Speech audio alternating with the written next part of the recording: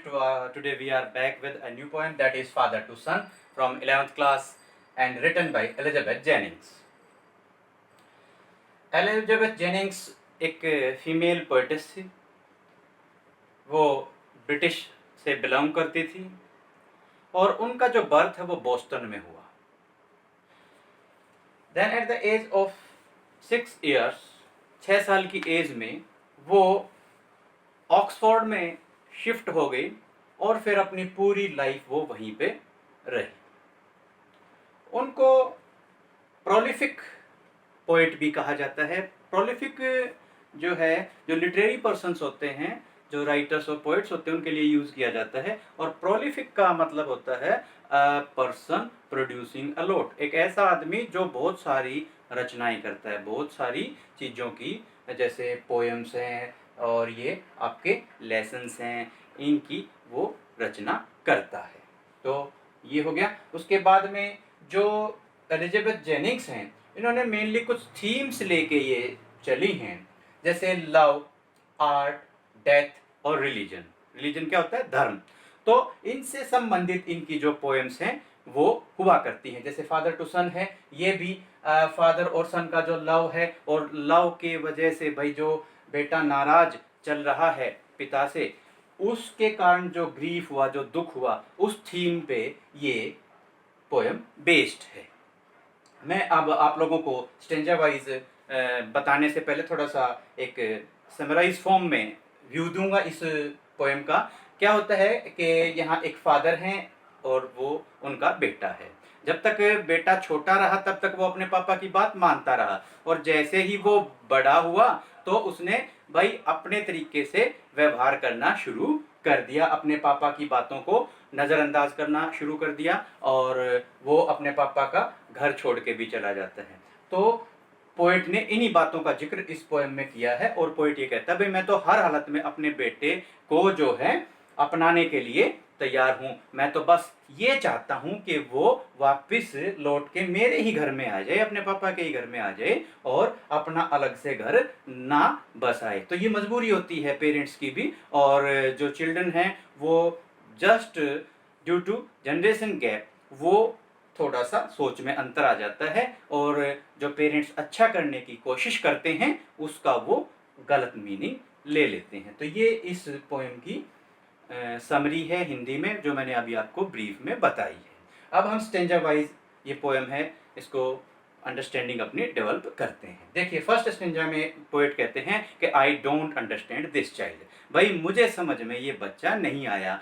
और मैं अभी आपको और अच्छे से समझाता हूँ। लिव टुगेदर, हम इकट्ठे रहते हैं, एक ही घर में रहते हैं, और we have been living in the same house since very long time, और ईयर्स, कई सालों से हम एक ही घर में इकट्ठे रहते आ रहे हैं। जैसे पिता और बेटा तो एक ही घर में रहते हैं, साथ साथ रहते हैं, उसी प्रकार से पोएट कहते हैं I know nothing of him, I know nothing of him, भाई मुझे साथ रहते हुए भी अपने बेटे का नहीं पता, कि मैं उसके बारे में ज्यादा कुछ अब नहीं जानता। बिल्ड ए रिलेशनशिप, और मैं चाहता हूं अपने बेटे के साथ एक रिश्ता बनाना, और रिश्ता कैसा होना चाहिए? जैसा कि वो from how when he was small, जब वो छोटा बच्चा था तब उसका मेरे साथ जैसा रिश्ता था, मैं वैसा रिश्ता बनाना चाहता हूँ। देखो, छोटे बच्चे पेरेंट्स पे डिपेंड करते हैं, उनकी बातों को मानते हैं, और पेरेंट्स के साथ में बहुत ज़्यादा वो लव और अफेक्शन के साथ में रहते हैं। लेकिन बच्चे जब बड़े हो जाते हैं उनकी सोच बदल जाती है। वही पेरेंट्स उनको जो है अगर कुछ एडवाइस करें, उनको गलत काम करने से या रोकें या कोई सलाह दें, वही पेरेंट्स बच्चों को फिर अच्छे नहीं लगते हैं। तो सोच में अंतर आ गया। बच्चा है जो ये पोएट, ये जो फादर हैं, इनका जो बेटा है वो पहले छोटा था, अब वो बड़ा हो गया। बड़ा हो गया तो फादर और सन के बीच में जो रिलेशनशिप है वो उसमें एक डिस्टरबेंस आ गई। बच्चा और ये बड़ा होने के बाद में अपने पापा की बातों को सही सही तरीके से नहीं समझ पा रहा है। सेकंड स्टेंजा में क्या होता है? जो फादर है वो पूछते हैं, have I killed the seed spent और सोन, भाई क्या मैंने जो बीज, एक जो बेटा है वो पिता के लिए एक बीज के जैसा होता है, क्या मैंने वो बीज मार दिया है? यानी कि अब वो बेटा छोटे से बड़ा हो गया है, और लेकिन उसकी सोच मेरे से अलग हो गई है। क्या मैंने उस बीज को मार दिया है जिसके ऊपर मैंने स्पेंट किया था, यानी कि अपना सब कुछ मैंने उसके ऊपर खर्च कर दिया था, और जो बीज मैंने उगाया था क्या वो बीज मर गया है? The land is his and none of mine. भाई वो जमीन, यहाँ पे जो लैंड है ना वो धरती है, इसका मतलब ये है कि जो एरिया है, जो क्षेत्र है, यानी कि जो दिमाग है, जो सोच है, वो बेटे की अपनी है। वहां मैं कुछ नहीं कर सकता, वो कैसे सोचता है, मेरी बातों का क्या मतलब निकालता है, in that matter I can do nothing. ये मतलब है इस बात का। यहाँ पे लैंड का मतलब धरती नहीं है, यहाँ पे लैंड का मतलब ब्रेन है, दिमाग है, सोच है।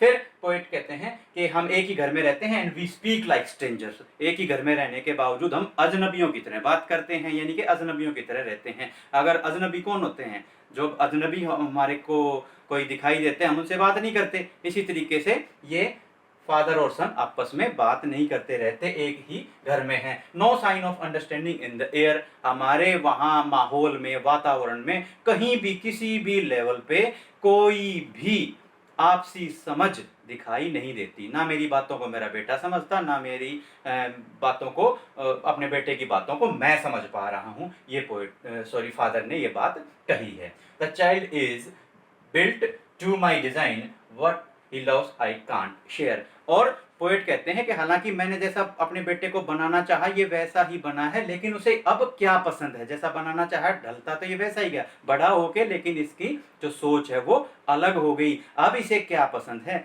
ये अब मुझे नहीं पता, ये बात मेरे अब समझ में नहीं आती। स्टूडेंट्स देखिए, अब थर्ड स्टेंजा में हमने क्या बोला कि फादर कहते हैं साइलेंस सराउंड्स अस। भाई फादर और सन है, एक ही घर में रहते हैं, लेकिन स्ट्रेंजर की तरह रहते हैं, चुपचाप रहते हैं, तो क्या होगा? साइलेंस होगा, चुप्पी होगी। इसलिए जो चुप्पी है वो हमें घेरे रहती है। Have him prodigal, forgive him. Father कहते हैं कि मैं अपने बेटे को, भाई वो फिजूल खर्ची करता था, प्रोडिगल था और स्पेंड थ्रिफ्ट हो गया, बहुत ज्यादा फिजूल खर्ची करने लग गया था, मैं उसको फिजूल खर्ची करते हुए भी घर में वापस ले लूंगा। फॉरगिव हिम, मैं उसको माफ भी कर दूंगा। और उसके बाद में बस मैं ये चाहता हूं कि my son should return to my house, मेरे घर में मेरा बेटा आ जाए। Shaping from sorrow new love. और मैं अब दुखी हूं, फादर कहते हैं, क्योंकि मेरा बेटा घर छोड़ के चला गया है, लेकिन मैं ये चाहता हूं कि इस दुख से एक नए प्यार, एक नए लगाव, एक नए अफेक्शन का जन्म हो। अब फोर्थ स्टेंजा में जो फादर है वो कहते हैं father and son must live on same globe and same land. Same globe, globe का मतलब लैंड, धरती, अर्थ। लैंड का मतलब भी लैंड है, धरती है। तो कहते हैं उसका मतलब क्या है? एक ही घर। भाई हमें पिता और पुत्र को, फादर और सन को एक ही घर में, एक ही जगह पे, एक ही जमीन पे रहना चाहिए, अलग अलग नहीं रहना चाहिए। और फिर वो अपने आप को अपने आप से पूछते हैं आई कांट अंडरस्टैंड, भाई मेरे समझ में नहीं आती ये बात कि why anger grows from grief, कि जब दुख होता है तो गुस्सा क्यों आ जाता है। बेटे के व्यवहार को लेके मुझे जब दुख होता था तो मैं गुस्सा कर देता था और इस वजह से वो नाराज हो गया। अगर मैंने गुस्सा किया ही ना होता, अगर मैं गुस्सा करता ही नहीं तो मेरा बेटा नाराज नहीं होता और हमारे रिलेशनशिप में ये डिस्टर्बेंस पैदा नहीं होती। फिर वो कहते हैं but we must put out empty hands. भाई हम दोनों पिता पुत्र को अपने खाली हाथ आगे बढ़ाने चाहिए, एक दूसरे से मिलाने के लिए, ताकि हमारे बीच में जो अंडरस्टैंडिंग है, आपसी समझ है, वो डेवलप हो जाए। और longing for something to forgive. और मैं तो ये इच्छा करता हूँ, फादर कह रहे हैं यहाँ पे अपने सन के बारे में, कि भाई लॉन्गिंग ये वर्ड है, इसका मतलब होता है विशिंग, कुछ चाहना। मैं तो चाहता हूं कि मैं अपने बेटे को माफ कर दूं और माफ करने के कारण हमारा जो रिलेशनशिप है वो सही तरीके से सही हो जाए, अच्छे से हो जाए, और हमारा जैसे पहले रिलेशन था, बचपन में हुआ करता था, वैसे हमारा जो रिलेशनशिप है वो अच्छी स्ट्रेंथ उसमें आ जाए और हम फादर और सन एक ही घर में आराम से रहें, हमारी आपसी समझ बढ़े। इसी के साथ में ये पोएम जो है खत्म हो जाती है, इस पोएम का एंड हो जाता है। और ये जो समरी है इसको आप 4 पॉइंट्स में ही आप जैसे स्टेंजा वाइज आप लर्न करेंगे, और उम्मीद करते हैं पूरी तरीके से हिंदी में हमने आपको ये समझाने की कोशिश की है तो आप इसको समझे होंगे। और आप एक चीज़ का ध्यान रखेंगे कि एलिजाबेथ जेनिंग्स इस पोएम की पोइटेस हैं, वो कवित्री हैं, और इस पोएम में जो फादर हैं वो नैरेटर हैं। नैरेटर, अगर आपसे पूछा जाए हु इज द नैरेटर, तो आप आंसर करेंगे father. and the whole speech, the whole you can say conversation is between the father and the son. पिता और बेटे के बीच में ये बातचीत है। तो नरेटर कौन है? फादर है। उम्मीद करते हैं पूरी की पूरी समरी आपको समझ में आई होगी, आपको ये मेथड, ये तरीका अच्छा लगा होगा। और इसी के साथ हम आपको एक एश्योरेंस देते हैं कि that the notes of this poem we are going to provide you through PPT in our next poem.